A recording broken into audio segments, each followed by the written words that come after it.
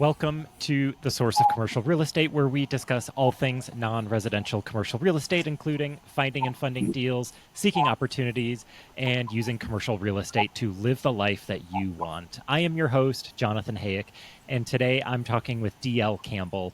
DL has 18 years of experience in commercial real estate. She is now active in the ground-up development of commercial real estate. DL, how are you today? I'm doing wonderfully. Thank you so much for having me on your show, Jonathan, and for talking about some of the cool things about commercial. We love it. We can talk about commercial real estate all day long. I'm grateful to have you here, and I'm really looking forward to this conversation. So, DL, why don't we get started with you telling us about your background, how you got started in real estate, and what your work looks like today? Absolutely. I have a background as a former engineer, and so that is kind of my framework. But I also find that if you find work that matches how you're wired, then you're a lot happier. It's kind of not do what you're most passionate about, but it's how you're wired. And so whatever it is, it's not hard. Um, how I got started in commercial real estate was I had built a good career as an engineer for a couple decades, and the writing was on the wall. I saw that I needed to diversify because of a lot of third parties. And so while I had that excellent, stable, career in place, that I started learning about commercial real estate, and I learned about a lot of things. So 2005, I learned and took every course and figured out what I wanted to do. 2009, I picked up my first small apartment complex. That was my first property, and forced 80% vacancy because I had my job and I could use my discretionary income at that point. And I did the rehab with the guys, re-tenanted with small working families, and it was pretty cool to see the trash kind of go away in the neighborhood and the neighborhood settle down, and then for it to be replaced with toys and balls out on the grounds, and the sound of laughter of little children. That's is really satisfying to have that happen in front of your eyes. So that's where I started, and I've done value engineering, I've done acquisition services, some construction. I just love that logic driven piece. And today we're building 450 Class A luxury garden style apartments, oversized units, and it's right in the heart of Dallas. So it's not 2 hours away from jobs, but it's right in the middle of everything. DL, you hit on something kind of non-real estate related, but it sparked my interest. You talked about how important it is to find a good match with how you're wired, and that is not necessarily your passion. So, can you go a little deeper into that and tell me what you mean by that? Absolutely. Jonathan, to narrow it down just a little bit, some people are wired so that they're people oriented. And when you're hiring, you need to be cognizant of that. Some people are wired so that they are task oriented, and you need to be cognizant of that as well. A bad hire, is not good for anybody. And as an employer, it looks bad on me. So we need to match people up with how they are naturally wired, and we don't want to force somebody who is a people person, maybe client services. We don't want to match them up in the accounting department necessarily. So um, and you're just happier. It's like the way that the Lord has wired you. You need to figure it out, and whatever job that you take on, if it has that flair to it, you're going to be so much happier.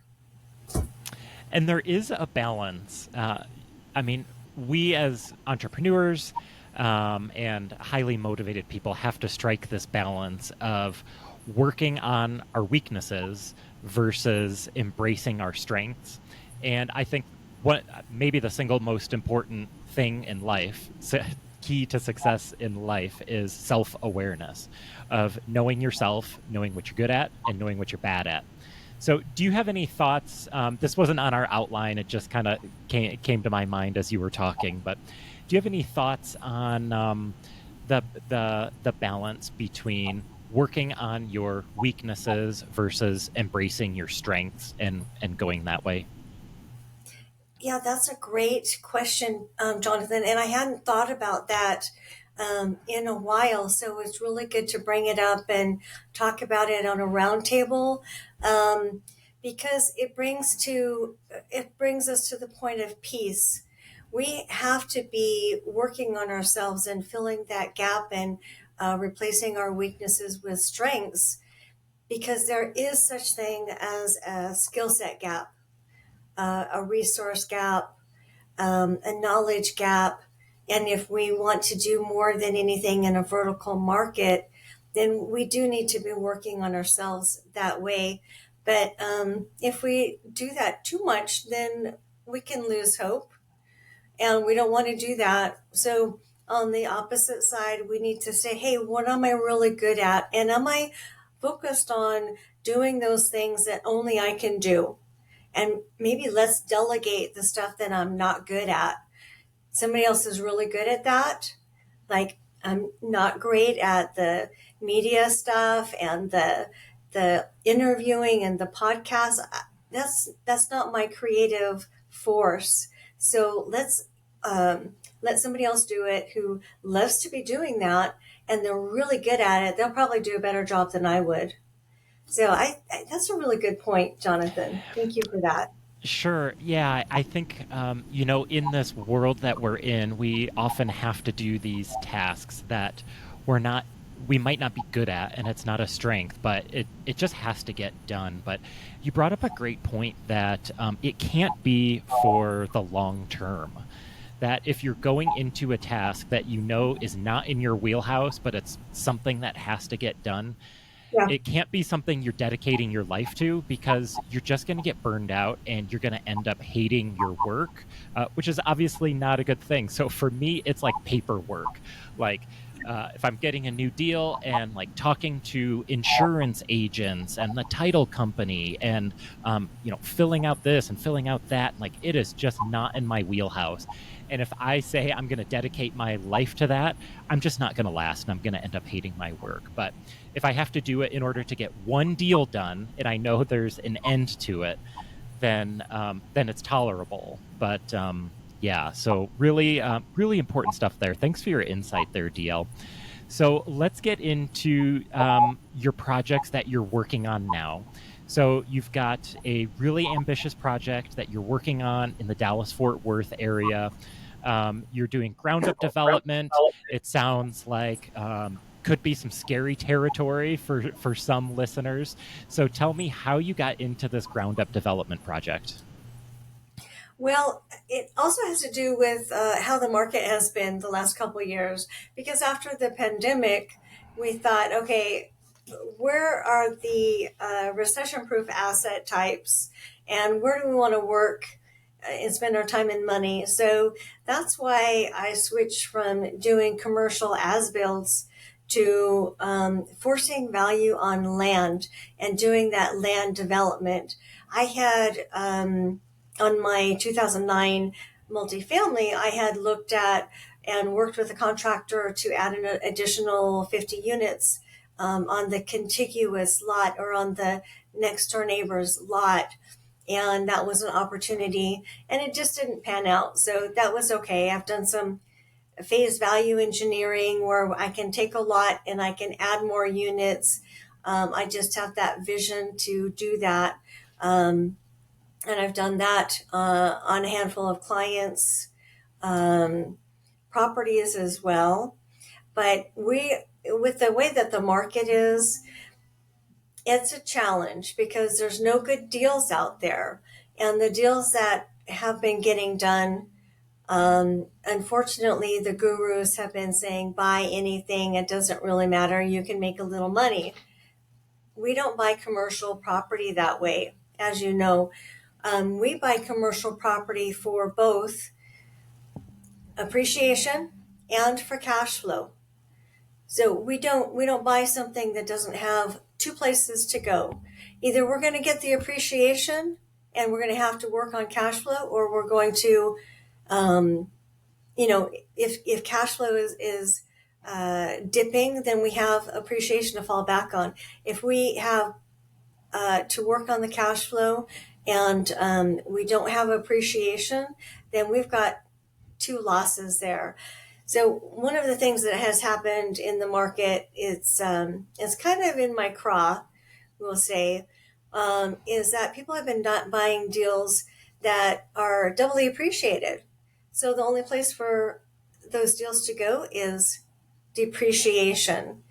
And now that the cash flows on the Class Bs and the Class C conversions on multifamily have dipped, now they're in trouble because their loans don't make sense and they don't, they're going to be losing value. So, from that aspect, and to dovetail into your question, we're taking land development and we're forcing value on the land. Now, there's a lot of restrictions that we want to look out for. Is it zoned for our use? We don't want to hold on to something and wait for years for the zoning to take place and maybe not get our use of the property. Does it have all the utilities to the lot? Gas, electric, um, water, wastewater. So does it have the main utilities? Because it can cost literally $1.5 million to pull sanitary sewer 500 linear feet, replace all that clay with a PVC. It can be overly expensive. So there's a couple things that we really want to make sure that we are watching for. And anybody picking up a land deal, you want to make sure you have your exits in place. Hey, what if I have to flip this at the close? That's my number one exit, right? That's my safety valve. What if I have to flip it when it's entitled? We're 90% entitled on our property and it'll triple the value. So what if I need to sell it after phase one? That's another exit strategy. So we're just using those same principles that people are using on the as builds, but we're forcing value on the land.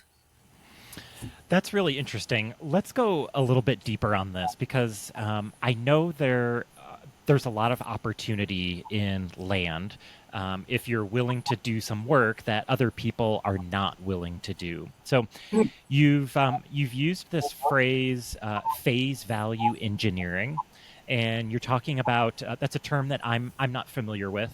And you've been talking about adding value to land. And so tell me about how you're adding value to land. Are you just buying at deep discounts?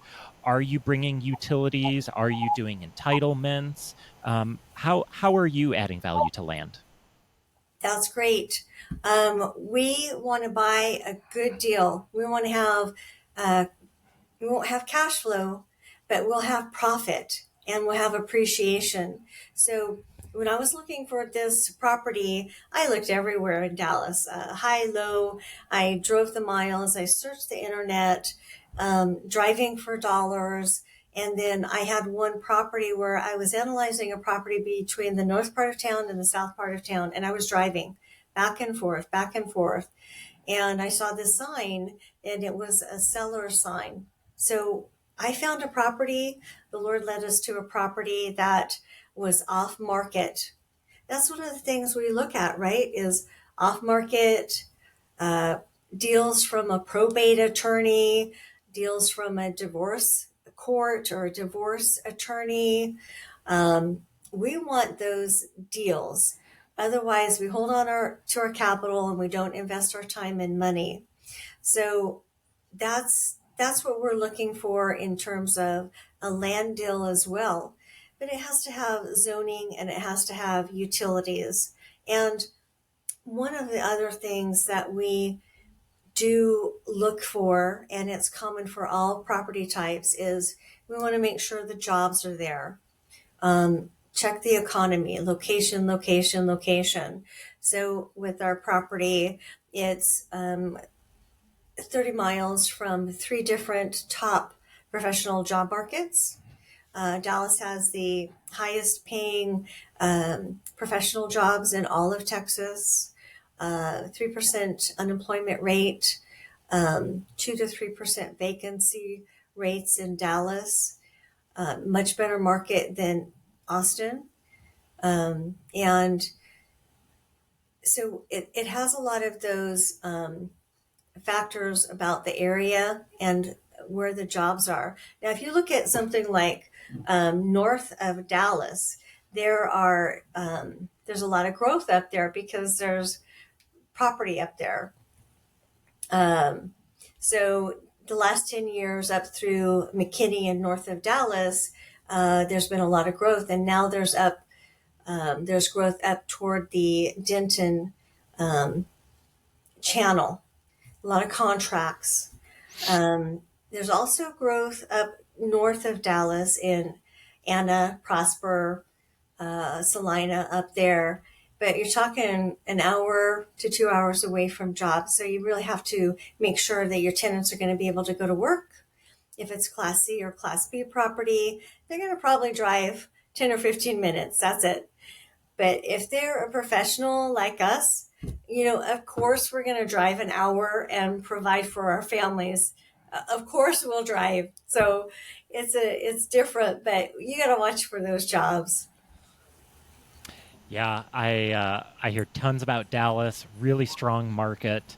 DL, is your when you're getting land deals, is your intention to actually develop the land, or are you getting it ready for a developer and flipping it to a developer or a builder? What's your ultimate exit strategy? Our ultimate exit strategy is we're going to build it and sell it. So our phase one will build 284 units, and it can stand alone. We also have a phase two and phase three to bring it up to about 400, 450 units. We want to build it and sell it. The next property that we do, we'll build it and hold it. So we're going to alternate and continue to build our portfolio in that way, cash, equity, cash, equity.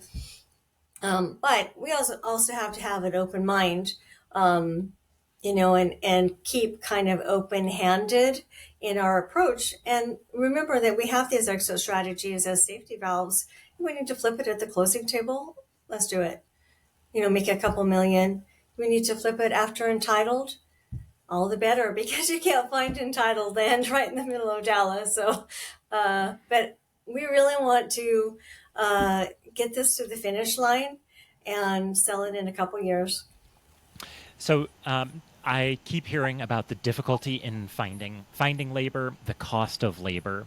So do you all have an in-house GC and labor, or is that all outsourced?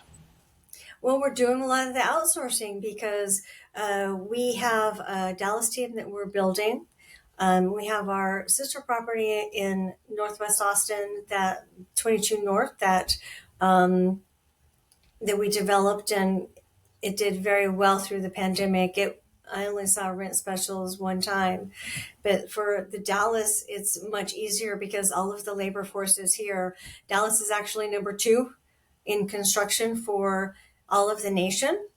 We've got that labor force here. And with the bigger projects, we're also getting supplies prioritized. So the cement shortages and rations that happened last year in the single family market didn't happen in industrial and multifamily because the projects are bigger.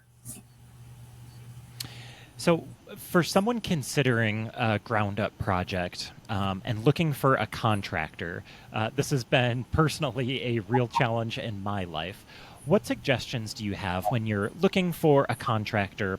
This is going to be a multi-year relationship that that you're getting into with this contractor, and so what sorts of pieces of advice or suggestions do you have in vetting contractors and even aligning interests so that the project is getting done on time, on budget, and all that good stuff? That is so good, Jonathan. What area are you guys located in? I live in Cheyenne, Wyoming. Oh, wow, beautiful. Yeah. But kind of a little bit out there. Right. Yeah, there's very limited workforce. So I don't do that kind of large scale development. But if I did, it would have to come from Denver, which is about an hour and a half away.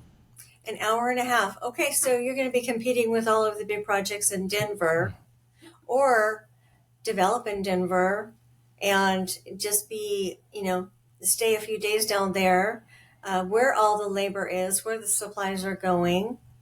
And then back to your question about value matching. We call it value matching, and we found that the best way to bring on partners and employees and also our vendors as well.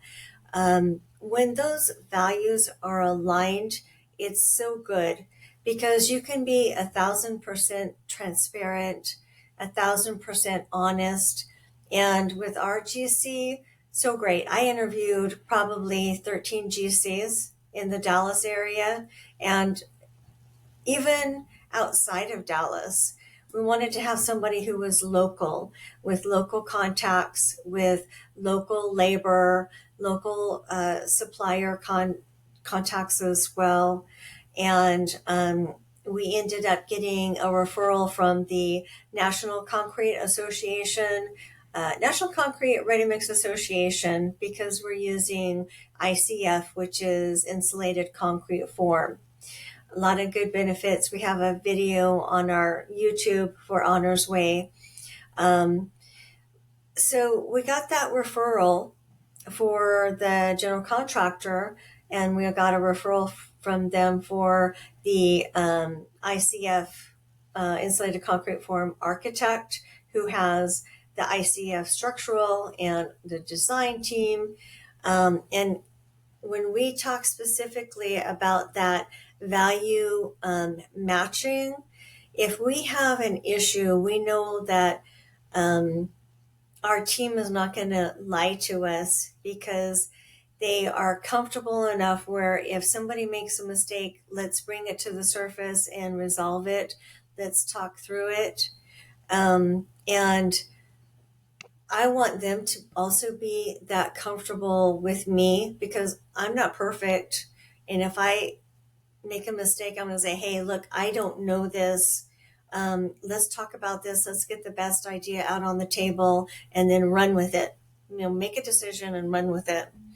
So we just refer to that as value matching. I told them, we're going to be the developers that are closed on Sundays, like Chick-fil-A. So if it worked for them, hey, it's a shoe-in. Do you do anything like bringing your GC into the general partnership to try to align interests that way? We're open to that because some arrangements work very well if you have a co-developer who is bringing in $1 million and they're also bringing work to the table. They have skin in the game. And so some of our vendors and our partners are working with us that way. And some of them have pledged some of their future professional fees in the project as well. So they have skin in the game. And then sometimes it's just better to just pay them out. Let's work together. We'll approve the pay order from the draw, and that's also a good relationship. What Yeah, do you makes a guys? lot of sense. What do you think? Yeah, so I do try to find a way to align interests. So yeah, in finding a contractor, referrals tend to work fairly well, though not always. But yeah, I mean, working with builders and GCs is a real challenge, and so I do try to align interests, whether it's through bonuses of like on time and on time, on budget kind of bonuses. Um, and a lot of times, if I have worked with a contractor repeatedly, there's trust. Then I have, a little more reason to just trust them and to pay them outright. But yeah, trying to find a way to align interests so that we're both working towards the same goals. Because, some contractors will try to get multiple jobs going at once, and they want to keep their subs happy, and it's just so much to juggle. And so I really liked your suggestion of, there was that certain building method in the concrete that you were using. And so you found a contractor that had experience with that building method. I've also had success that way, especially with roofs. If there's a certain roof that I want to apply to a building, I get a list of roofers that are certified in this particular method, and that's often a good way to find contractors. But yeah, it's definitely a challenge, and a good contractor is worth their weight in gold if you can establish that positive relationship. That is absolutely correct. And how about getting like six bids for everything? What do you think about that? If you can get six bids, I mean, for me to get, I'm not doing nearly the scale that you're doing. But yeah, I mean, the more bids, the better. But it's right now anyway. It's hard to get people to show up to appointments, and then get a bid, and then follow up on a bid, and then schedule the work. And so, finding a contractor. Fortunately today I signed a contract with a contractor today to do a job, and I think it's going to go okay. So I really look for contractors that will either answer the phone and then if they don't, return a call promptly. Can they, show up to the job site to do the bid? Do they get the bid to me in a timely manner? Do they answer questions about the bid? And so, like, there are, 10 different things that go into this process of finding a reliable contractor. And I understand that contractors are busy, and that's a good thing. If you're busy, that probably means you do good work. But I want to make sure that you're going to do good work for me. And Yeah. so my philosophy with partnerships and contractors is I would rather have no partnership and no contractor than a bad partnership or a bad contractor, because I don't want to buy myself a headache that is going to take years to unfold. So I'd rather go into the partnership much more slowly, and make sure it's the right fit for everyone than jump into something just to get it done and have it be a disaster for the next 2 or 3 years of my life. Yeah, I agree. And here's what I'm thinking is that I get so used to Dallas being such a hot market. We have labor, our guys can work all year, but I'm thinking that maybe a lot of folks are in your shoes where they're not in the top market, and they may be flipping houses or doing duplexes and triplexes, and they have a job, they need a GC to come in. And so I think that that input is really valuable today. Yeah, yeah. Thank you. And I think scale definitely has something to do with it. If it's obviously the larger the job, the more potential to make money there is, and then also repeat business. And so if you can keep contractors busy and they can keep their subs busy, then it's much more likely to be a mutually beneficial relationship versus if you're just a one-off, small jobs here and there. It's probably going to be harder to attract that contractor attention. But if you've got a 400 unit multifamily complex going up, there's going to be a couple years of work for that GC. So I imagine you'd have quality people that are returning your phone calls for that kind of job. So, do we need to be promoting our business plan as well? Like saying, here is my business plan, and maybe even provide that kind of information and road, that path, so that they see your vision. I think it's a great idea. I think knowing your contractor is going to be really important. So maybe that contractor can get on board with your vision. I think a lot of contractors that I've talked to, they care about steady work and keeping their people busy and making money. And but I think especially maybe if your strategy is to bring the your GC into the GP, and maybe it's not a huge stake, but maybe it's 10% of the GP, or like you had mentioned, Hmm. having some of the other stakeholders have some of their fees into the deal, whether it's engineers or architects. They're essentially in the GP then as well if they're waiting for the project to be completed, or at least cash flowing or something to collect some of their fees. I think that makes a lot of sense to bring some of those people into the deal that way. And it gives them a chance to diversify if they can have their daily needs met or their immediate needs met, but they also have opportunity on some of the equity play. Then it does give them a chance. Um, and so I think those are really good ideas. Most of the country, I believe, is that way. And the reason that I think that, Jonathan, is because in February 2021, after the pandemic had already left Dallas, I started going around the country and meeting with the people that we usually meet with in commercial. And Dallas, we had our traffic jams back. We had restaurants hopping. We had our retail hopping in February 2022. Sorry. And when I'm talking to everybody else in the nation, they're still kind of in this funk, and even Canada, that man, retail is so slow, restaurants are so slow, and nobody's going back to work. So I know that Dallas, we're just blessed here, and strategically, we're in the middle of the country, in the middle of north south, really easy to fly into and out of. Our guys can work all year. So it's a terrific situation for the economy. We have 3% unemployment and 2 to 3% vacancy rates, and I've seen that for a couple decades.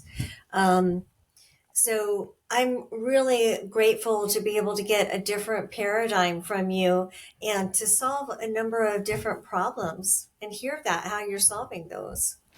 It is always so interesting to hear from people in other parts of the country, because we all get into our bubbles and we assume that what we're experiencing is the same as what everyone is experiencing. But of course, that's not true. So, if you're in a hot MSA like Dallas, literally and figuratively hot MSA, and Yeah. if workers can work year round, I think that is versus a place like Denver or the northern markets. I think that probably makes a huge difference that people can work year round. Though I imagine working outside in August in Dallas is not ideal. You might adjust your work hours towards the earlier parts of the day, but it's still possible. Whereas working in a blizzard or sub-zero temperatures in the north is just not possible. DL, I want to ask you about your investors. I assume you take investors on your projects, and you're in an asset class of land entitlement and development where there's not a lot of cash flow at the start. And so I want to talk to you about kind of the conversations that you have with your investors where there's no cash flow. There might not be cash flow for years potentially, but they are banking on a big upside. So tell me about those conversations with investors and how those go with limited cash flow. Absolutely. We only have about 15 investors, kind of minnows, if you will. We brought a few 100,000 first. So we're in first. They're not coming in first to the deal. And so we're doing a couple different things. We have kept the equity and we've kept the work. And so we can share the equity with our folks, and we're happy to do that. Now, we have to be careful because an SEC attorney is going to say, don't give people collateral on your property. But from a value position and from a fiduciary position, I think it's only right that they have collateral. If they're bringing cash, they're the cash provider, they have collateral on the property. And so we do that in our property LLC. We're not syndicators, we're owner operators. So we only have friends and family. We are completely ready to do a syndication, a 506B or a 506C, either one of those, but we really haven't had to yet. We're working with accredited investors. So what we do is we are offering a 3.5 times return plus collateral on the property. Now, if we take a look at that compared to what the Class C conversions were offering, they were offering like a 2 times return or a 2.5 times return on your money. Literally, we're offering 3.5 to 4 times because we are forcing so much value. But the other guys, they don't have the room to pay their investors well. So, along with securitizing them and collateralizing them in the property, we're giving a good deal. Now, my background as an engineer, being more introverted, is I'm not a good sales guy. So, if I believe in something, I can share it with somebody. And if I believe that I'm giving them a good deal, I can share it with them. If they want it, great. If they don't want it, great. And so we're giving a little bit more incentive. Now, the nice thing about that is we're not pivoting. We're not shifting. We're staying the course. And so now these Class B and Class C conversions are giving a 1.5 times return on their money. And so you can see that there's a lot bigger upside because we're sharing. Just because we're sharing, not that they don't have, I know that they don't have as much room as we do. But the other thing is, I also know that they could be sharing more. So let's just be truthful. Very true. DL, as we wrap up here, I want to get your thoughts on maybe a mistake that you've made from your past, or a most important learning that you've had. Maybe a tough mistake, a tough lesson that you've had from your past that has helped shape your investing today. Well, I don't know how to frame this really, but one of the biggest challenges that I had getting started, and everybody has stuff that they have to deal with. I'm too young, I'm too old, I'm too fat, I'm too thin. I have blue hair, I have white hair. But when I was first getting started and being, humbly top 3% of engineers in the world, traveling around the world, working with Northrop Grumman, Lockheed Martin, the Army, Deloitte & Touche, all those big guys. When I'm stepping out of my industry and working in commercial real estate, I had a tough time being a woman, even though I had a couple years of training, 3 or 4 years of training. And so what I did was I found a deal that worked for me. I couldn't get a partner to work with me, and I think that's probably what it was. Also, that's one of the things about being young or being a woman, where you have to promote yourself. You have to speak up early. You have to speak up often and promote your ideas. So the way that I resolved my challenge is that I found a deal that was the right size for me. I was making a good 130,000 as an engineer, and this was, probably 15 years ago. So it was pretty good. And with my discretionary income, I was able to take on the deal. If the property needed money, I would give it money and the property would pay me back. If it needed time, I gave it time, and then I ended up having a property where in the first week of every month we would get rents, we would pay bills, we would get maintenance done, and if I needed to go and travel and spend time with my kids and grandkids, then I had that flexibility during the rest of the month. So it was a nice payoff, but I had to overcome something that I really didn't I didn't foresee for sure. And so that just helped. If somebody is new in and trying to talk to brokers or people, maybe send an email and try to work in response so you can look up the answers and get clarity before you send something out, and try to learn. Because if you're working in the broker world, commercial broker world is very small, and you don't want to burn your bridges there. So, Yeah, really valuable advice. Thank you for that, DL. DL, if listeners want to connect with you, and reach out to you, where would you like to send people? oh, absolutely. Thank you, Jonathan. We're at honorswaygroup.com, and we have educational videos for commercial real estate at Honors Way Group on YouTube. And our current project is at the prestige at mayhill.com. So if there's something that I can do to help, just let us know. We'd be happy to reach back out and help.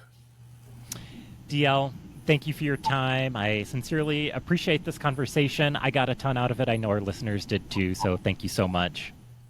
Thank you for taking the time and carving your time out of your busy day, because I know that you all are busy as entrepreneurs. And I've just really enjoyed being able to hear some of your wisdom too. It helped me today. Listeners, I hope you found value in today's conversation. If so, be sure to hit subscribe wherever you're listening or watching this podcast. Please reach out to either one of us if you'd like to connect. We would love to hear from you. Listeners, I appreciate you. Until next time, take care.